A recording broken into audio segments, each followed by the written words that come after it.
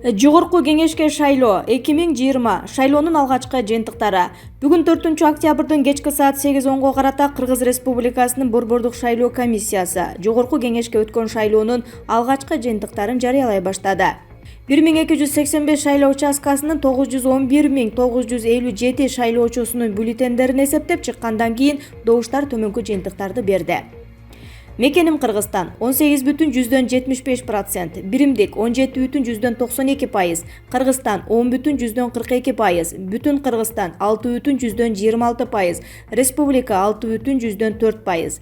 Мекенчил 5,79%, ата мекен 3,6%, бир бол 2,9%, ыйман нуру 2,71%, чоң казат 2,31%, барына каршы 1,65%, замандаш 1,62%, социал-демократтар 1,42%, реформа 1%.